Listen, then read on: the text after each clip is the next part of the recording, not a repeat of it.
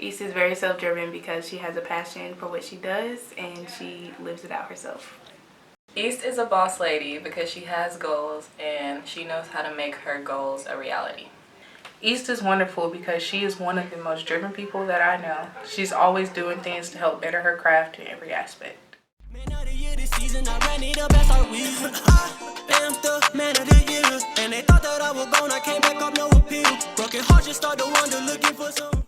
What's up, everybody? My name is Gerard Hamilton, and this is On the Court, Off the Street. Today I'm here with one of the hottest young sports journalists in the country, 2019-2020 Rhoden Fellow. I'm with East Dockery. Hey East, how you doing? I'm good. Good, I'm glad to have you on the show. I'm happy to be here. Really? Yeah. The famous East Dockery, everybody. So East, I just want to start with, how you grew up, how was your family life, stuff like that. Did you have any influences in your family, whether this is your mom, dad, cousins, grandparents, something like that? Growing up, my mom, she has 11 brothers and sisters. So it would be like 6 boys, 6 girls, including her. So I always had a lot of cousins. So my family growing up was like huge. So there's a lot of people at the house. We always had like a cookout. I mean, of course, until I got to a certain age and people, they had children and stuff like that. But growing up, I was very family oriented. As far as biggest influences, I would have to say my mom. Because like my mom, she's a huge LeBron James fan. She's a huge Cowboys fan too. And so at the dinner table, like the only thing her and my dad would talk about is like sports. So it'd be like, how's your day at school? And then like straight to sports. So yeah, I guess my biggest influence would have to be my mom. Awesome. Okay, so when did you know that you wanted to be a sports journalist? When did this click? Like, this is something I want to do, not just watch sports like a regular fan, but something I want to pursue and talk to athletes and stuff. Like, when did you know that was it for you? Mm-hmm. So, like, not to go too far back, but first I thought I wanted to be a ballerina, astronaut, a veterinarian, and a pediatrician. Right. And then my mom was like, you really like to talk to people. I'm like, yeah, I guess. So she was like, she kind of pushed journalism itself on me. And then my senior year of high school, I guess I just started watching more sports, more basketball games with my mom. And I did my senior project on women in sports and media, and that was like me doing my very first sports interview. I interviewed the head coach of our football team, 3 players, and then I interviewed 2 players from Chapel Hill, Joel Berry and Theo Benson. So that was like my first sports interviews ever, and so I kind of fell in love with it.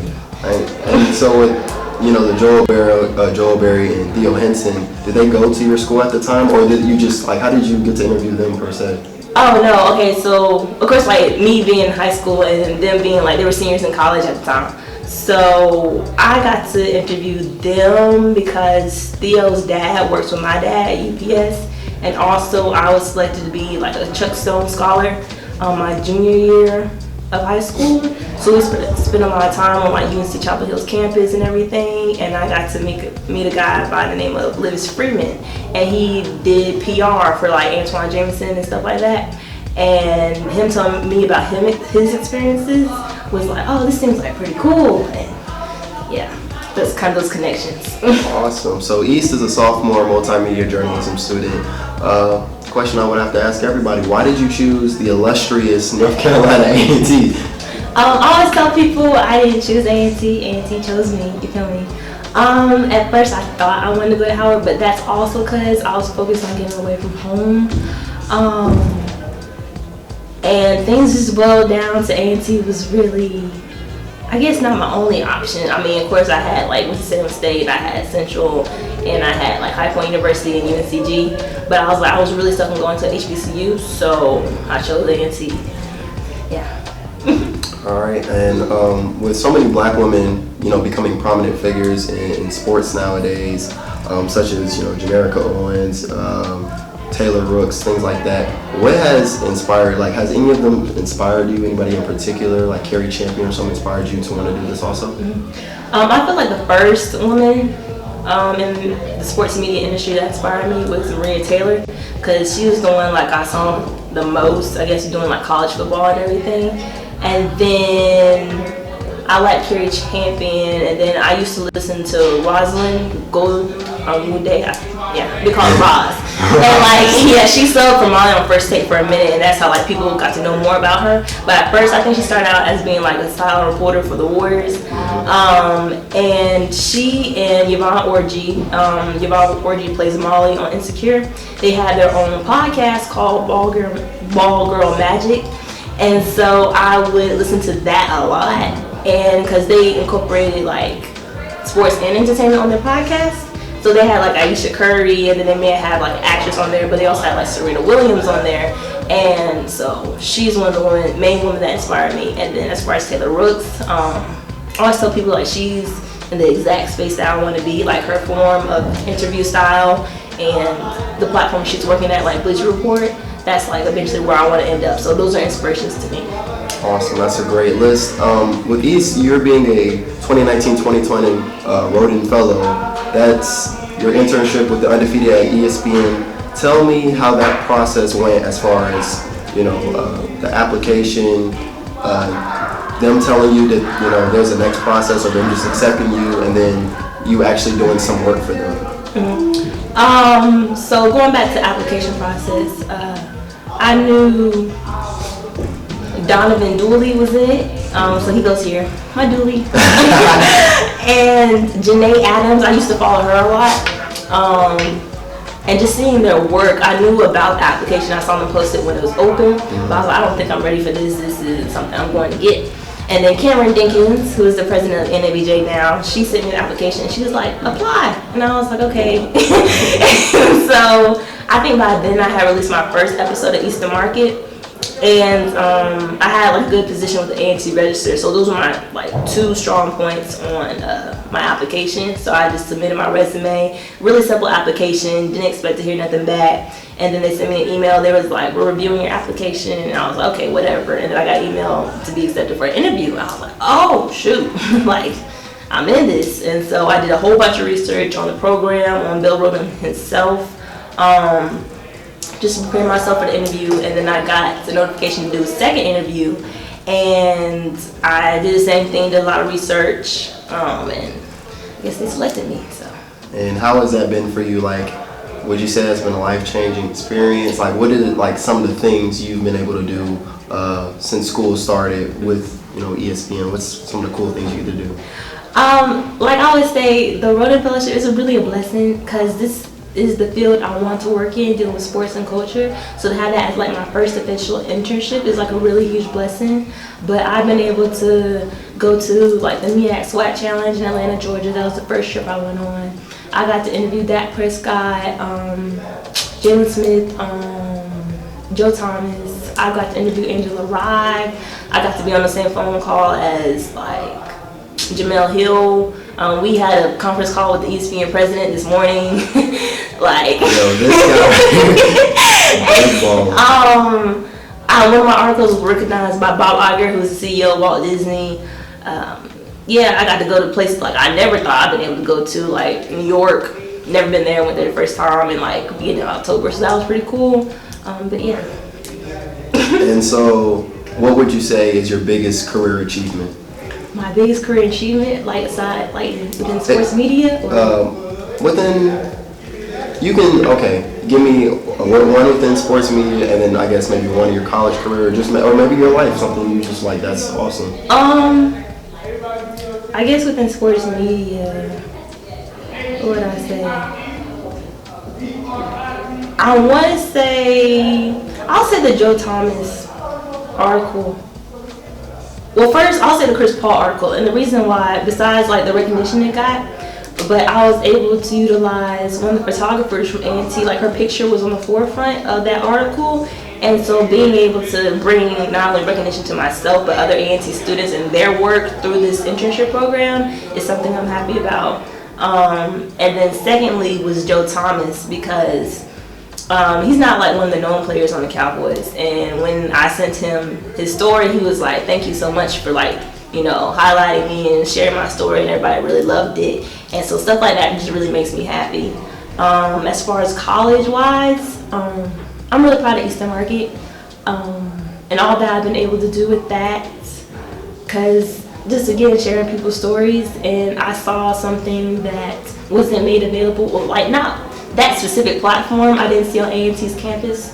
So to be able to create that for myself and others, that's like one of my biggest achievements in college, just in general. And I forgot to mention that in your big introduction, East, creator and host of East Market. So tell everybody, I guess, the premise of the show and how and why you started it.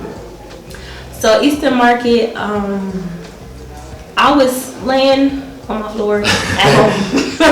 I live like 20 minutes away from campus, so I go home a lot, but I think I was home for like fall break. And then I had just left Aggie News and Views, which like just basically shows you how to create basic news packages and stand-ups. But I was like, there's nothing like as creative, there's nothing intimate about Aggie News and Views. Not knocking it, but like I wanted like more intimate, like one-on-one discussions. Right. And so that's the main reason why I created Eastern Market. And so with that, I didn't talk to like some of the faculty members, athletes, like members of the basketball team, like content creators on campus. So yeah, that's basically what it is and what it tries to highlight. So I know for me personally, I think sports is a big reason why I've stayed out of trouble, not been in things, because sports was not something that was necessarily a given. It's something that, like, if you want to play sports, you got good grades, can't be in no trouble, can't be doing stuff you're not supposed to do. And so for you, was sports something that, kept you out of trouble? Like, it either kept you out of trouble or it prevented you from even wanting to do like the wrong things? Like, was you just like, I like sports too much to really do anything else?